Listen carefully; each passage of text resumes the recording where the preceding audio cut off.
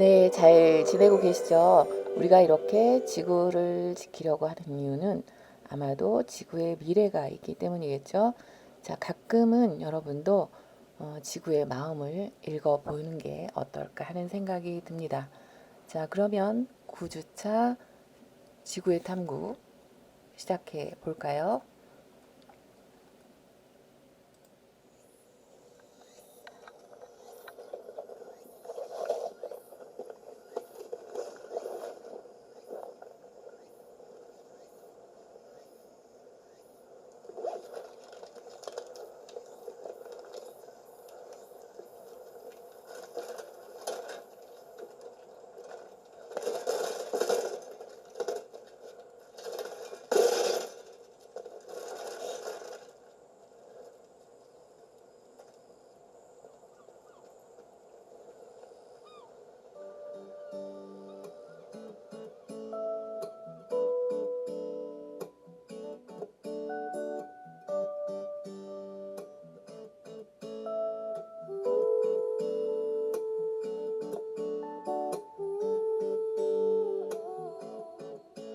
나의 옛날 동네 반잡은 라인 내 가족 오순도순 잘 살고 있었네. 화장실 문 밑엔 지갑하는 구멍이 매일 밤 뒤척거리시던 아버지 No problem 난 아무것도 몰랐거든. 아직도 그때가 생생해. 무서게 없었던 어리기라는 나를 헐쩍뛰게 해, 헐쩍뛰게 해, 헐쩍뛰게 해.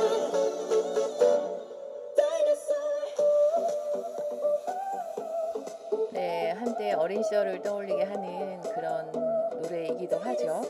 자, 오늘은 지구의 역사입니다. 여러분도 어렸을 때 공룡에 대한 관심이 굉장히 많았던 적이 있었었죠. 그리고 아마도 공룡이 존재하지 않을까 하는 생각도 해봤을 거예요. 자, 오늘은 지구의 역사인데 인류든 지구든 과거가 있기 때문에 또 역사가 있기 때문에 현재가 존재할 테고 또 그렇기 때문에 미래도 있을 수가 있겠죠. 우리가 지구의 역사를 공부한다라는 건 지구의 미래를 예측해 보는데 큰 의의가 있을 것 같습니다. 9주차 수업 지구의 역사를 공부하면서 지구의 현재를 잘 살펴보시고 그리고 앞으로 우리에게 일어날 수 있는 지구의 미래도 예측해 보는 그런 시간이 되기를 바랄게요.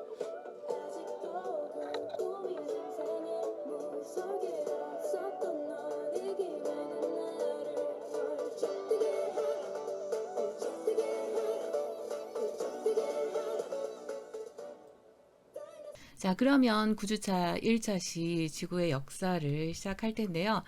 우리가 지난주에 여러분들 탐구보고서를 썼어요.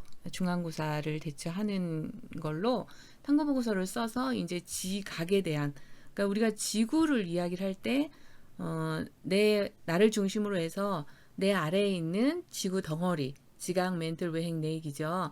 그리고 이제 내가 서 있는 곳, 공기와 만나 있는 이 대기권, 그리고 이제 그 외에 해양이라든지 우주를 하게 되는데 주로 우리가 해야 될 건 지각 부분과 대기 부분이 되는데 지난주 판의 운동, 그러니까 지각 변동을 마무리하면서 이제 땅에 대한 것들은 모두 했다고 보여지고요.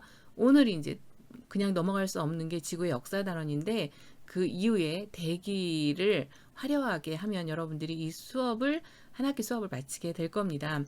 자, 그 전에 우리가 했던 판에 대한 것, 지각변동, 화산과 지진은 대부분 판의 경계에서 일어났다라는 얘기를 했었죠. 그래서 판의 경계를 정리를 했었는데 그것과 관련된 아주 즐거운 노래를 하나 들어보실게요. 따라해 보세요.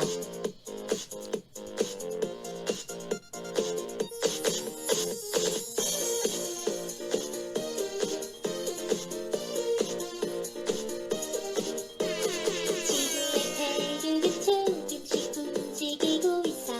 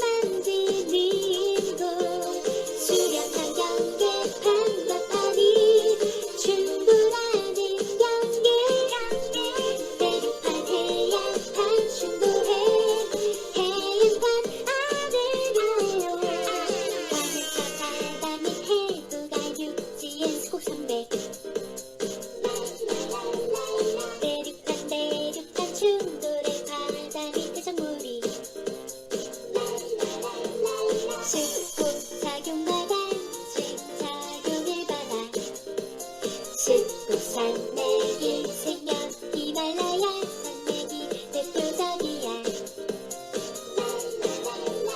모든 경계 판박하니 엇갈리는 경계 밤에 세상이나 소멸없고 관심 발달해 샤만들의 아스단층이 대표적인 예야. 화산대 지진 대공포가 산의 경계와 일치해 산들이 부딪혀 지각들 충격을 받았어. 지진 발생하고 마그마 생겨 화산을 통해 일본은 판을 경계에 있어 지진 자주 발생해. 이렇게 판들이 이동해 살아있는 지구.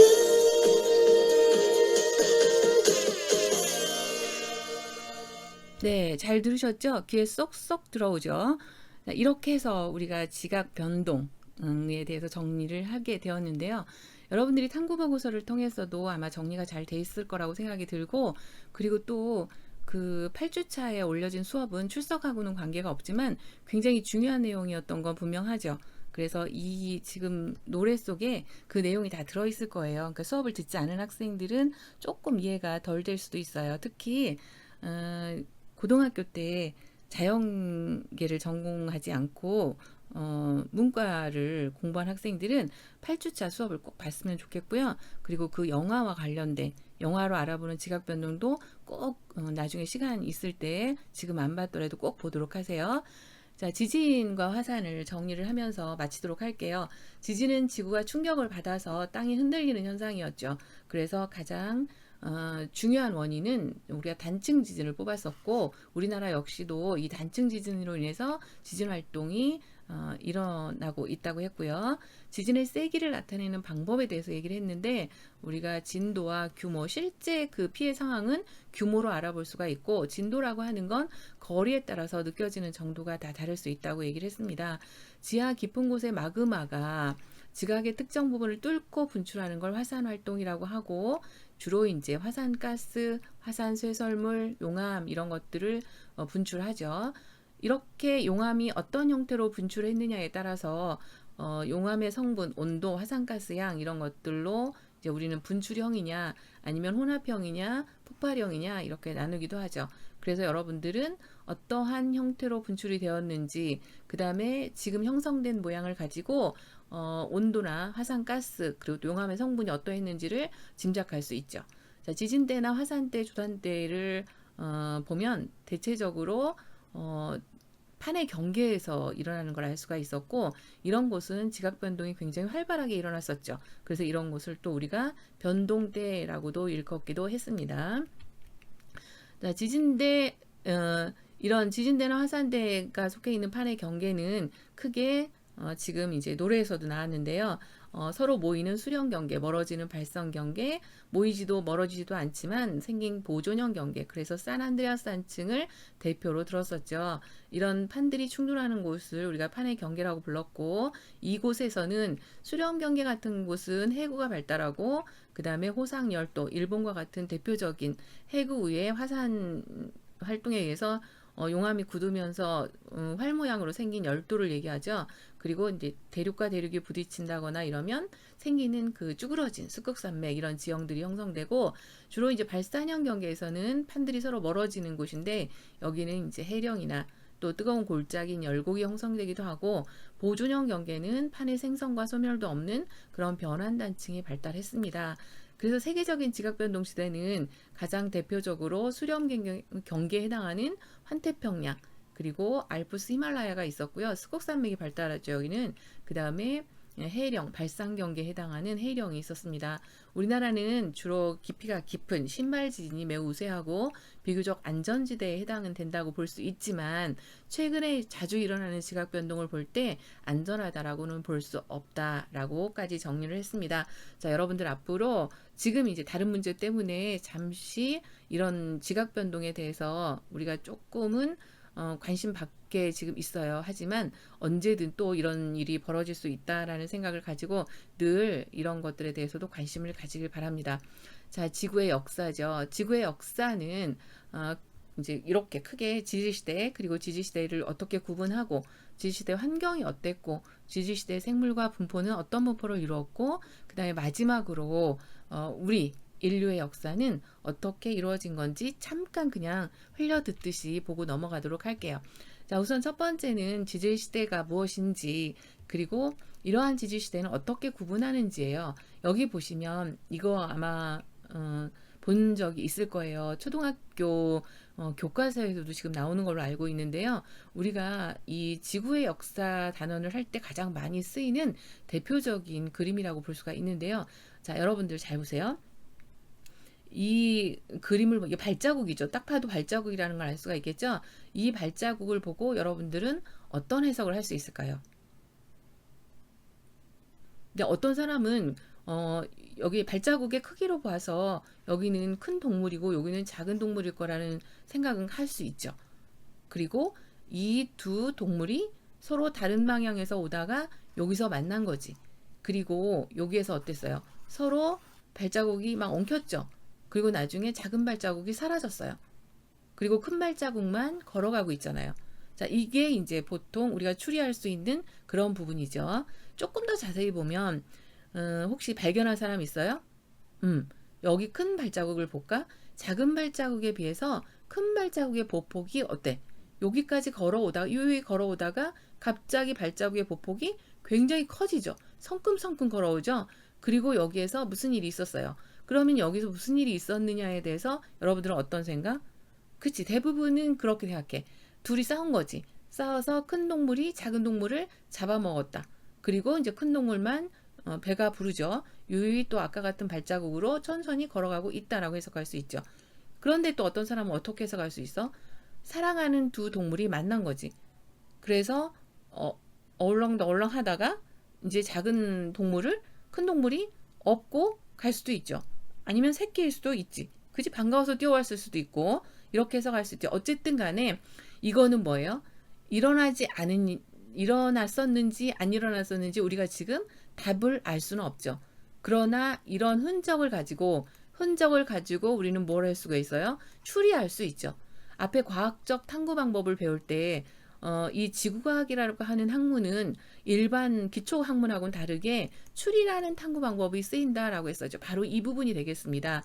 그러니까 관찰, 현재를 중심으로 해서 현재를 기준으로 해서 현재 이전에 과거에 어떤 일이 일어나고 있었는지를 알아낼 수 있는 방법을 우리가 추리라고 한다고 했고, 현재 관찰 시점에서 앞으로 그러면 이걸로 인해서 어떤 일이 벌어질까 이거를 예상한다고 했잖아요. 예상하기는 과학에서 가장 많이 쓰이는 방법 중에 하나지만 추리라는 방법은 유일하게 이렇게 지구의 역사를 해석하는 데 쓸 수 있습니다. 어떻게?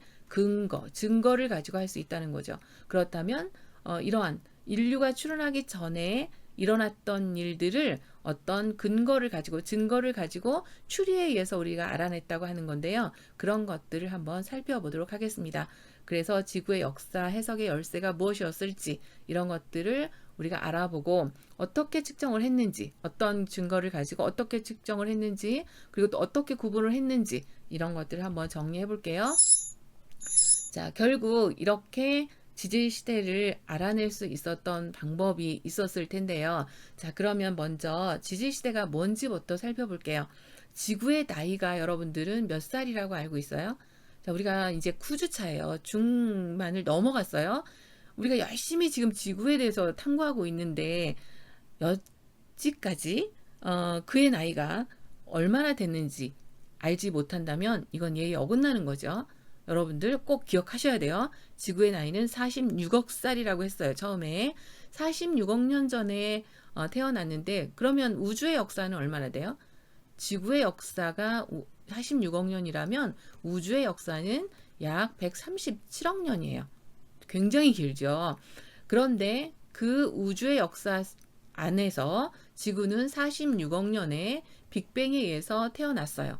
그리고 처음에 태어났을 때 이렇게 오다가 인류는 언제 약 1만 년 전에 출현을 하게 되죠. 그러니까 지구의 역사와 비교를 해보면 인간이 출현한 시기는 딱 10,000년. 그런데 여기에 또 뭐가 있어요? 단군. 그러니까 우리나라 인류가 시작된 건 언제라고 얘기해요. 단군의 역사를 우리가 주로 반만 년이라고 얘기하잖아요. 그러니까 만 년의 반, 5,000년이 됐어요. 그러니까 정말 짧은 기간이죠. 인류가 태어난 건. 그래서 46억 년에 지구가 태어나긴 했으나 지금 현재 태어났다고 하면 46억 살이라고 하는 근거가 있어야 되잖아요. 그러면 지구상에 어떤 것들을 우리가 어떤 방법으로든 무엇으로든 46억 살 된 것들을 우리가 발견해야 되잖아요. 그런데 없어요. 그러면 몇 살 된 것을 발견할 수 있느냐? 38억 년 된 것은 발견이 돼요. 그래서 46억 년부터 38억까지를 우리는 원시 시대라고 불러요. 그러니까 지구상에 최초로 발견된 가장 오래된 나이를 가지고 있는 돌멩이나 화석은 38억이 됐다는 소리예요. 그렇다면 왜 사람들은 지구의 나이를 38억이라고 하지 않고 46억 년이라고 하는 걸까? 그럼 대충 그냥 10억 년을 여기다 플러스 시킨 걸까? 과학이라는 건 이런 추정은 있을 수 없죠. 대략 약이라는 얘기는 있을 수 없죠. 정확한 수치가 그래도 나와야 되죠. 이 46억 년이라고 하는 건 어디에 기인할 때 나오는 거냐면 빅뱅 이론. 그러니까 우주가 폭발을 해서 지구 주변에 있는 태양계 애들이 함께 형성됐다고 보는 그런 빅뱅 이론에 근거할 때 예를 들면 달에서 떨어진 운석, 달에서 가져온 돌멩이 이런 것에서 46억 년 된 것들이 발견이 됐기 때문이에요.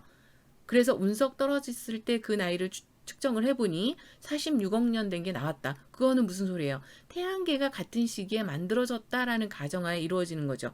그래서 지구의 태양계 형성에서 가장 과학적인 증거가 되는 것이 가장 우리가 신빙성 있는 이론이 빅뱅 이론이거든요. 아직까지.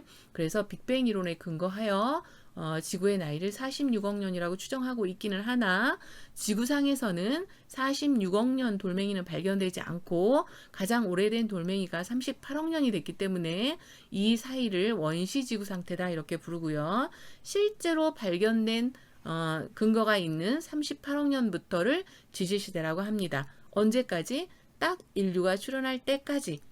왜냐하면 이 시기는 인류가 살아있지 않았기 때문에 우리가 그 시대를 알기가 어렵죠. 그래서 뭔가 증거가 있어야 돼요. 아까 발자국 같은 증거가 있어야 되는 시기죠. 그리고 이제 인류가 출현하기 시작하면서부터는 인류들은 어떤 방법으로든지 흔적을 남기기 시작해요. 그죠? 동굴에 낙서를 한다든지 이래서 역사를 남기기 시작하죠. 그래서 인류 출현 이후의 시대를 우리는 역사 시대다 이렇게 얘기해요. 자, 여러분들 얼마나 대단한 사람들인지 알겠죠? 우리는 세계사의 역사가 만년이에요. 한국사의 역사는 5,000년이에요. 지구과학의 역사는 46억 년 플러스 우주의 나이까지 포함해서 137억 년이에요.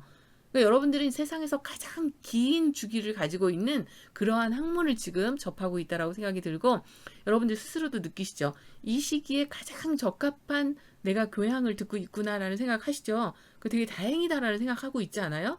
안 들었으면 어쩔 뻔했나 그런 생각 들죠? 자, 그러면 지구의 역사에 대한 기록이 남겨진 38억부터 인류의 역사가 시작된 만년까지 요때를 지질시대라고 부르겠습니다. 그리고 이 지질시대에 대해서 지금 남겨진 흔적을 찾아서 한번 가볼게요. 자, 지구가 탄생해서 46억 년 전부터 38억까지는 원시지구 시대다 이렇게 부른다고 했고요. 만년 전부터 현재까지는 역사시대라고 부르고요. 이때 그러면 우리는 이러한 지질시대, 사람이 살지 않았던 38억부터 1만 년 전까지 그 시대를 어떻게 알아낼 수 있느냐? 아까 발자국과 같은 그런 추리할 수 있는 존재는 무엇이냐? 바로 지층입니다. 땅이 이렇게 쌓였을 때, 이 땅이 쌓였을 때 그 사이에 들어있는 어떤 근거들을 남기겠죠. 이런 지층, 그리고 화석, 옛날에 살아있던 생물들이 남긴 흔적이죠. 어떤 방법으로든 남긴 흔적은 모두 화석이라고 부릅니다. 그래서 여러분들 가장 대표적인 흔적 이렇게 바닷가에 가면 공룡 발자국 이런 걸 볼 수가 있죠. 공룡 발자국 예전에 부모님들이 강제로 끌고 부산이라든지 전라남도 이런 쪽에 가서 해변을 거닐 때 이런 공룡 발자국을 봤을 텐데 무슨 웅덩이 그냥 뭔가 이렇게 패어진 것처럼 느껴졌죠. 재미가 없었을 텐데 다시 여행을 가보세요. 아마 새롭게 이 공룡 발자국이 굉장히 친근하게 다가올 거고요. 이런 공룡 발자국이 있다라는 건 내가 지금 걷고 있는 이 땅이 바로 공룡이 살았던 중생대지층이구나. 이런 것도 여러분들이 추리할 수 있을 겁니다. 자, 그렇다면 지구 역사 해석의 열쇠가 되는 것이 바로 지층과 화석이라고 얘기를 했고요. 자, 지층은 이런 퇴적물이 바닷가에 가면 주로 볼 수 있죠. 왜냐하면 우리가 살고 있는 이런 대륙이라든지 뭐 서울, 뭐 광주, 뭐 아니면 뭐 충남, 뭐 이런 곳은 세종 이런 곳은 다 성캄브리아대나 고생대에 마그마가 위로 솟구쳐 올라와서 만든 땅이에요. 그러니까 이런 땅들은 어때요? 파면 팔수록 돌이 나오잖아요. 그런데 해안가를 가보면 이런 층이 많죠. 해안가는 어때요? 우리가 살고 있는 육지에 있는 이게 암석들이 결국 부서지잖아요. 그러면 부스러기들이 바닷가로 흘러가지. 흘러가서 한 시대에 쌓인 게 아니라 채곡채곡 싹 쌓이지. 그러면 이 지층이 쌓이고 잠시 멈추면 여기에 살던 생물들이 여기에 묻히죠. 그리고 이제 그 다음 아주 몇 년 후에 나중에 퇴적층이 또 떠내려왔을 때 또 위에 이렇게 쌓이게 되지. 그래서 이것들은 그 시대를 보존하고 있다 이렇게 볼 수가 있어요. 그래서 이런 퇴적물이 바로 여러 겹의 층으로 오랫동안 쌓여서 굳어진 이런 층의 지구의 역사를 포함하고 있는데 이거를 우리는 지층이라고 부릅니다. 자, 화석은 아까 말한 것처럼 공룡알이라든지 공룡 발자국이라든지 뭐 이런 것처럼 고생물, 예전에 살았던 생물들이, 지질세에 살았던 생물들이 남긴 흔적, 유해나 흔적, 아무튼 흔적이 남아있으면 모두 화석이라고 이야기를 할 수가 있겠죠. 자, 여기 보세요. 되게 많이 들었던 아이들이죠. 그리고 이제 이름도 아는 학생들도 되게 많을 거예요. 여기 뭐예요? 네, 엽충입니다. 삼엽충이라고 부르는 아이죠. 이거는 암모나이트죠. 그리고 이것은 화폐석입니다. 얘를 잘랐을 때 굉장히 화폐석은 막 그림 볼 때마다 헷갈릴 때가 많아요. 자, 삼엽충은 최초의 무척추 동물이었고 셋의 공통점은 셋 다 바닷속에만 살고 있던 생물이에요. 왜냐면 지구가 만들어졌을 당시에는 도저히 육지에 인간이 살 수 없는 생명체가 살아갈 수 없는 그런 환경이었죠. 그래서 H2O 속에 산소가 있죠. 이 속에서 살았던 것이 바로 살아있는 생명체의 최초였다 이렇게 얘기할 수가 있고요. 삼엽충은 가장 대표적인 고생대에 살았던 생물이고요. 이것은 암모나이트는 중생대 그리고 화폐석은 신생대에 살았던 대표적인 화석이라고 볼 수가 있겠습니다. 지금 삼엽충 있어요 없어요? 없어요. 암모나이트 없어요. 신생대에 살았던 화폐석 없죠. 이렇게 그 시대에만 살았던 화석, 대표적인 걸 스탠다드라고 해서 표준 화석이라고 부릅니다. 그러니까 지층의 생성 시기를 알려주는 화석이죠. 거꾸로 말하면 우리가 삼엽충이 나왔던 시대를 고생대, 그 다음에 아모나이트가 나왔던 시대를 중생대 이렇게 부른다기보다는 나중에 고생대가 삼엽충이라는 생명체가 지구상에 태어나서 삼엽충이라고 하는 애가 지구상에서 사라진 시기를 우리는 고생대라고 이름을 붙였겠죠. 그죠? 그리고 암모나이트가 탄생해서 암모나이트가 지구상에서 전멸한 시기를 중생대라고 불렀을 거예요. 그러니까 그 시대에만 살고 간 생명체를 일컬어서 우리는 표준화석이라고 부르고요. 세 가지가 가장 대표적인 바다의 표준화석이라고 볼 수가 있겠습니다. 자, 그 다음에 표준화석 말고 환경을 알려주는 화석이 있어요. 예를 들면 이거 뭐예요? 뭐 할아버지들이 이거 제주도 이런 데서 사다가 이렇게 집에 전시 많이 해놓으시죠. 이거 바로 뭐냐면 산호죠. 산호는 동물일까요? 식물일까요? 뭘까요? 동물일까요? 식물일까요? 아니면 살아있는 무슨 뭐 어류 뭐 이런 걸까요? 네, 산호는 알을 낳는 동물입니다. 마치 식물처럼 생겼죠. 알을 낳아요. 달이 벌겋게 뜬 보름달을 보는 순간 알을 뿜어내죠. 그래서 알을 낳는 동물이라고 볼 수가 있는데요. 죽으면 이렇게 되죠. 이 모든 성분이 다 탄산칼슘으로 이루어져 있죠. 그래서 이 산호로 만든 반지를 끼면 절대 안 된다고 그랬죠. 왜냐하면 탄산칼슘은 어디에? 그러니까 식초 이런 거 같으면 녹는 성질이 있다고 얘기했어요. 조심해야 된다고 얘기했었죠. 자, 이렇게 산호는 지금도 살고 있고 지지시대에도 살았어요. 그래서 지지시대에 산호가 산 거를 본 적은 없잖아 우리가. 그러나 지금은 예를 들어서 산 꼭대기야. 그런데 여기에서 산 꼭대기에서 산호화석이 나왔어. 그러면 이거는 지금 살아있는 산호는 아닐 거 아니에요. 예전에 지질시대에 살았던 산호일 거란 말이에요. 그렇다면 우리는 어떤 해석을 할 수 있느냐면 지금 산호는 어디에서 잘 자라요? 따뜻한 얕은 물밑에서 잘 자라거든요. 그렇다면 옛날 지질시대에 살았던 산호도 따뜻한 물에서 잘 자라지 않았을까? 이렇게 추정하는 거죠. 그렇기 때문에 산호화석이 나온 곳은 따뜻한 바다였을 것이다. 비록 지금은 산 꼭대기일지라도 과거에는 따뜻한 바다였을 것이다. 이렇게 추리할 수 있는 거죠. 추정할 수 있는 거죠. 그죠? 자, 여기 보면 고사리 이파리죠. 이 고사리 이파리 포항 가면 굉장히 많은데 이렇게 고사리 이파리 화석이 잎새 모양이 발견이 됐어요. 이거는 이런 거죠.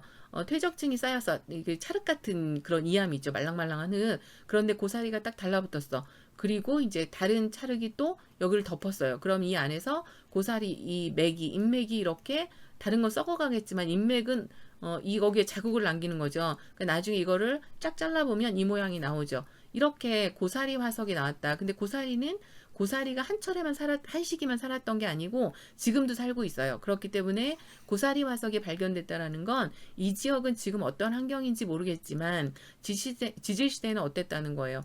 고사리 어디에서 잘 자라요? 습한 늪지대 이런 데서 잘 자라죠. 고사리 거꾸로 가보면 그런 환경을 알려주는 거죠. 그래서 이런 환경을 알려주는 화석을 시상화석이다 이렇게 얘기해요. 우리가 지금부터 얘기할 대부분의 화석은 다 표준화석이에요. 그런데 대표적인 시상화석은 고사리와 산호가 있다는 걸 이야기를 하겠습니다.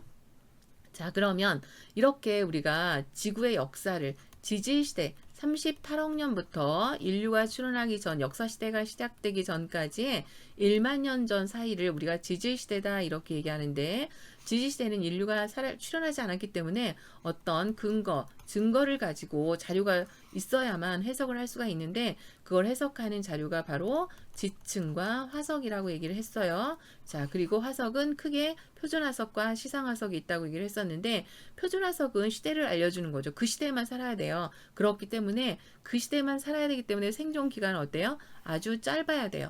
그 대신 분포 면적은 넓어야 돼요. 예를 들어서 고생대의 삼엽충이 대표적인 표준화석이라고 했는데 이 삼엽충이 어디 인천 지역에만 살았어요. 그러면 그 시대를 대표했다고 볼 수가 없죠.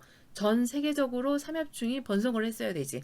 그러니까 생존 기간은 짧지만 분포 면적은 넓어야 되는 그런 조건을 만족시킬 때 표준화석의 조건이 만족이 되고요. 시상화석은 환경을 알려주는 거죠. 이 지역이 어떤 환경인지 알려면 예전에도 살고 지금도 살고 있어야 되죠. 그래서 생존 기간은 굉장히 길어요. 그러나 환경을 추정하기에는 분포 면적은 한정이 되어 있어야 되죠. 예를 들면 이렇게 있으면 이 지역은 고사리가 살고 이쪽은 삼엽충이 이쪽은 산호가 나오고 이렇게 한정이 되어 있어야 여기는 무슨 기후였고 여기는 어떤 땅이었고 이런 걸 추정할 수 있지. 모든 지역에 다 같은 고사리만 다 살았다면 굳이 기후를 우리가 이렇게 구분할 필요는 없잖아요. 그래서 시상화석이 될 수 있는 조건은 생존 기간은 길고 분포 면적은 제한되어야 한다라는 특징을 갖습니다. 자, 그러면 잠깐 쉬었다가 1차 시는 우리가 천천히 했어요. 자, 충분히 이해가 가셨죠? 자, 2차 시에 계속해서 이어가도록 하겠습니다. 잠깐 쉴게요.